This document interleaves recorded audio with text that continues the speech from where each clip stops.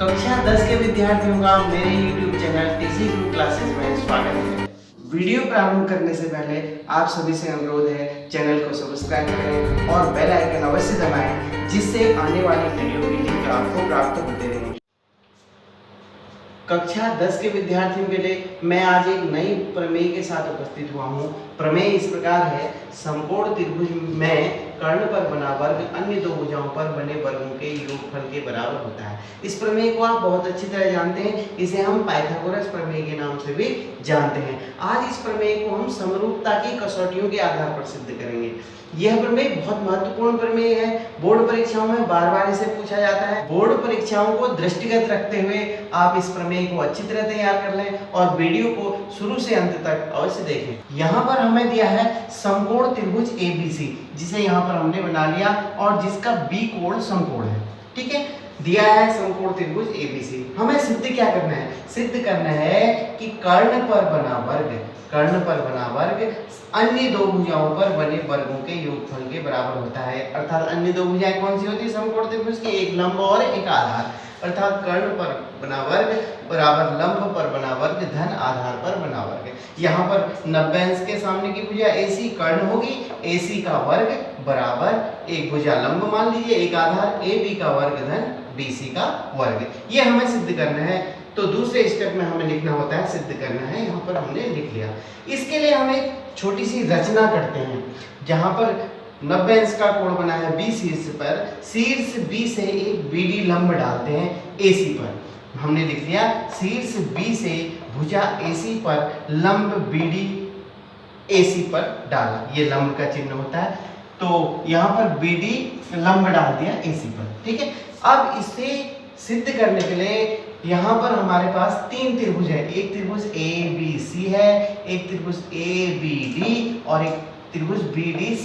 हम मूल त्रिभुज जो ABC है उस त्रिभुज को ABD के समरूप सिद्ध करेंगे और मूल त्रिभुज को BDC के समरूप सिद्ध करेंगे। तो आपकी समझ में बहुत अच्छी तरह आ जाए, यहाँ पर मैं दो अन्य त्रिभुजों की रचना कर लेता हूँ, जिससे आपको समझने में बहुत आसानी होगी। यहाँ पर मैंने तीन अलग अलग त्रिभुज बना लिए। एक मूल त्रिभुज ABC ये है और दूसरा इधर वाला पार्ट ADB और इधर वाला पार्ट BDC। सबसे पहले हम मूल इसमें ADB और मूल त्रिभुज में आते हैं। त्रिभुज ADB और मूल त्रिभुज ABC में ध्यान से देखिएगा। देखिए इसका D कोण और इसका B कोण बराबर है 90 अंश का। ये तो हमने BD लंब डाला था इसलिए 90 अंश है और ये इसमें B कोण समकोण दिया ही है। अर्थात कोण ADB का D कोण ADB बराबर कोण ABC। क्यों? 90 अंश, ये हमें मालूम है। और इन दोनों त्रिभुजों में देखिए ADB का एक कोण और ABC का एक कोण उभयनिष्ठ है। देखिए ये मूल त्रिभुज में भी एक कोण है और इधर वाले त्रिभुज में भी एक कोण है। अर्थात ADB का कोण DAB भी कह सकते हैं। कोण DAB बराबर कोण CDB, ये उभयनिष्ठ हो गया। अर्थात इन दोनों त्रिभुजों में मूल त्रिभुज और इस वाले ADB त्रिभुज में दो कोण बराबर होंगे। आपको पता है जब दो कोण बराबर होते हैं तो दोनों त्रिभुज समरूप होते हैं। अर्थात त्रिभुज ADB समरूप हो जाएगा त्रिभुज ABC। क्यों होगा? कौन सी कसौटी से? AA उप कसौटी से। इसका कारण भी यहाँ पर लिखना होता है। तो समरूप हो गए। अब हमें ये भी पता है जब दो त्रिभुज समरूप होते हैं तो उनकी संगत भुजाएं समानुपाती होती हैं। अब हमें इन दोनों त्रिभुजों की संगत भुजाओं का अनुपात बराबर करना होगा। अब संगत भुजाएं देखिए, संगत भुजाएं पहचानने के लिए इस 90 अंश के कोण को बनाने वाली भुजा कौन सी है? AD और BD। इसमें 90 अंश के कोण को बनाने वाली भुजा कौन सी है? AB और BC। अर्थात 90 अंश के कोण को बनाने वाली भुजाएं संगत AD की संगत AB हो जाएगी, BD की संगत BC हो जाएगी। हम निकाल लेते हैं AD बट्टे AB बराबर AD बट्टे AB बराबर BD बट्टे BC। अब तीसरी भुजा कौन सी रहेगी? AB, इसकी AB भुजा और इसकी तीसरी भुजा कौन सी रहेगी? AC। ए बी बट्टे ए सी, अर्थात A D upon A B, B D upon B C, A B upon A C का जो अनुपात होगा वो बराबर होगा। क्यों होगा ये हम यहाँ पर लिख लेंगे, संगत भुजाएं समानुपाती। अब देखिए A D upon A B equal to B D upon B C equal to A B upon A C, इसकी हमें जरूरत नहीं है, इन दोनों से करते हैं हम। इन दोनों से मैं यहाँ निशान लगा दे रहा हूँ, आप ध्यान दीजिएगा। तो इन दोनों में क्रॉस मल्टीप्लिकेशन कर देते हैं। ए बी से ए बी को मल्टीप्लाई करेंगे ए बी स्क्वायर, और ए सी से ए डी को मल्टीप्लाई करेंगे ए सी इंटू ए डी, इसको समीकरण नंबर 1 कहते हैं। अब इन दोनों त्रिभुजों को समरूप सिद्ध करते हैं, BDC और मूल त्रिभुज ABC, अर्थात BDC और मूल त्रिभुज ABC को समरूप करते हैं। त्रिभुज BDC और त्रिभुज ABC में देखिएगा, अब देखिए इसका D कोण और इसका B कोण, अर्थात BDC का कोण D, कोण BDC बराबर ABC का कोण A, कोण ABC का कोण B, कोण ABC कितना है 90 अंश, ये हमें पहले ही मालूम है। और दूसरा कोण क्या बराबर है, देखिए इसका भी C कोण है और इसका भी C कोण है, ये देखिए मूल त्रिभुज का C कोण और इधर वाले त्रिभुज का C कोण, अर्थात कोण DCB बराबर कोण ACB, ये उभयनिष्ठ हो गया। इन दोनों त्रिभुजों में भी दो कोण बराबर हो गए। इसका मतलब AA उपकसौटी से दोनों त्रिभुज समरूप हो गए। कौन से त्रिभुज?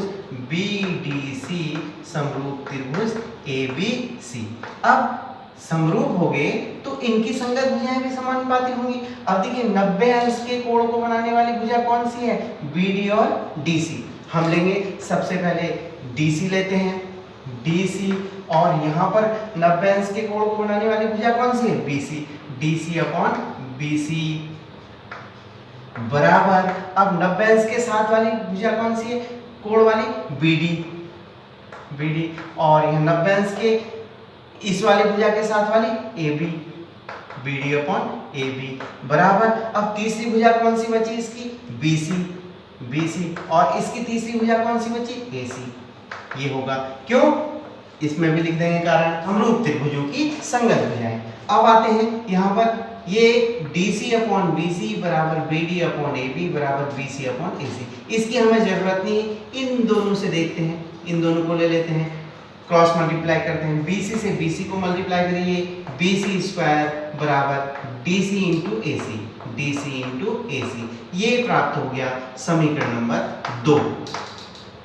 इस प्रकार हमको दो समीकरण प्राप्त होगी। पहली AB स्क्वायर बराबर AD इंटू AC, दूसरी BC square equal to DC into AC। अब दोनों समीकरणों को जोड़ देते हैं, समीकरण 1 धन समीकरण 2, दोनों को जोड़ देते हैं। कैसे जोड़ते हैं? लेफ्ट हैंड साइड में left hand side, right hand side में राइट हैंड साइड, अर्थात AB square plus BC square, ये लेफ्ट हैंड साइड हो गया। राइट हैंड साइड जोड़ते हैं, AD into AC plus DC into AC। अब देखिए ये क्या प्राप्त होता है? AB square plus BC square equal to, दोनों में AC है तो AC को कॉमन ले लेते हैं, अंदर बच गया AD प्लस DC, ये आप अच्छी तरह जानते हैं। पुनः AB square plus BC square equal to AC। अब इसको ध्यान दीजिए, AD plus DC, AD plus DC, अर्थात यहाँ से यहाँ तक और यहाँ से यहाँ तक दोनों दूरियों को मिला देंगे तो क्या बन जाएगी? AC बन जाएगी, अर्थात इसकी जगह भी हम क्या लिख लेंगे? AC लिख लेंगे। ठीक है, ये प्राप्त हो गया AB square plus BC square equal to AC square. यही हमको ज्ञात करना था, या ऐसे भी लिख सकते हैं AC square equal to AB square plus BC square, अर्थात AC क्या है? कर्ण। समकोण त्रिभुज में कर्ण पर बना वर्ग, लंब पर बना वर्ग और आधार पर बने वर्ग के योग के बराबर होता है। AB लंब हो गया और और आधार BC हो गया। तो यही हमको ज्ञात करना था, बहुत इंपॉर्टेंट प्रमेय है, इसको अच्छी तरह आप कर लीजिएगा। वीडियो को ध्यान से देखने का आभार। अपने सुझाव कमेंट बॉक्स में अवश्य दीजिएगा।